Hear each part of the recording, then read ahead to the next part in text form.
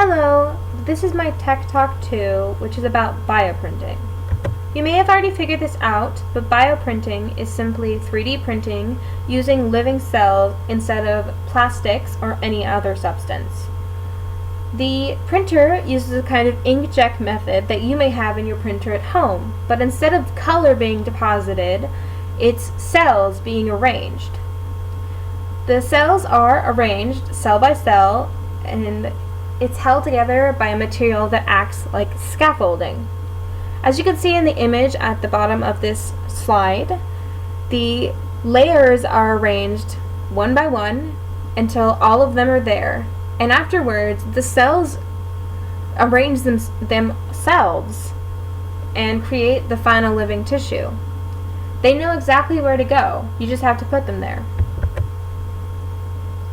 So, in order to explain how they are doing this, I can use an example that they're currently exploring, which is finding a way to print skin grafts directly on serious burns in order to prevent scarring and infection.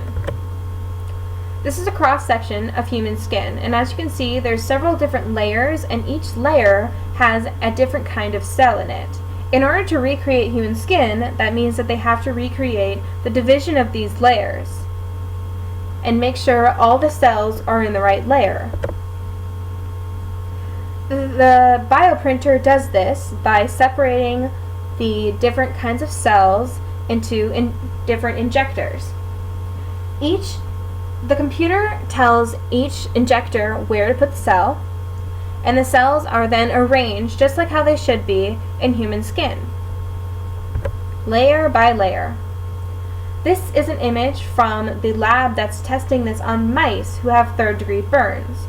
The first column is skin that is printed on top of the third-degree burn, and as you can see, there's actually layers beginning to form, which means that the skin is actually not just coming back, but being reformed. The center column is skin that wasn't burned in the first place. It's what skin's supposed to look like, and if you compare the two, they look very similar. The third column is skin that was allowed to heal without any help. As you can see, the layers are not present because it's just scar tissue. It's not healed, it's just covered up. It's just patched up. Now, this may not seem like such a big deal, although it should, because many people who are waiting for skin grafts to be made for them get infections where the burns are happening, and that's a huge risk when your body is already in shock from being burned. This is images from that same study with the mice, where the printed skin had faster healing and a lot less scar showing once the wound had healed.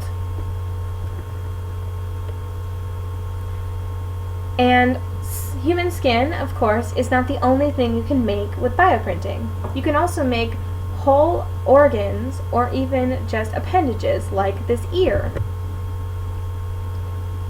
That's right. This is a recreation of a man who had basically a hole in the side of his face, and they fixed it by printing him. I'm not sure they printed it for him or they actually inserted a metal implant just like in this image. They gave him his skull back and they gave him a face using the bioprinter. Researchers have already found ways to make liver cells start forming entire new livers so that they can be added to the transplant list. Now, of course, with a lot of these technologies, there isn't just one way you can use them. Bioprinting can also be used for clinical studies and research. Here is an example of what one company is doing with their bioprinter.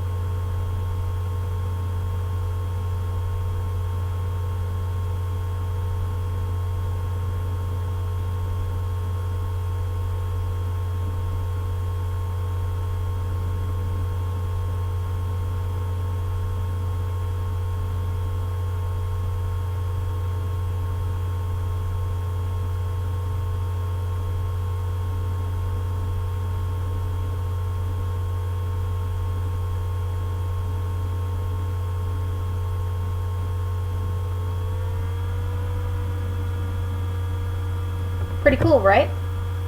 However, as with anything, there are ethics problems with this technology. Say you got a skin graft on a serious burn and you had it bioprinted. Some may argue that the skin that you had bioprinted is not natural human skin and may be tougher or better than normal human skin, giving you a kind of edge over everyone else. What you would use this edge for, I have no idea. But they treat people who have prosthetic legs who want to run in races with normal people just the same way. There's also the human rights issue with stem cells being involved in the formation of living tissue like this. Since stem cells know exactly what they're doing, it's much easier for them to form living tissue when stem cells are involved. Now, just as a conclusion, you can file this under all these reasons, especially the horror movie concept where everything goes wrong, because of course it does. Thank you for watching my TED Talk 2. If you want to see any of the articles that I read in order to prepare for this, I will post them in the YouTube section below. Thank you!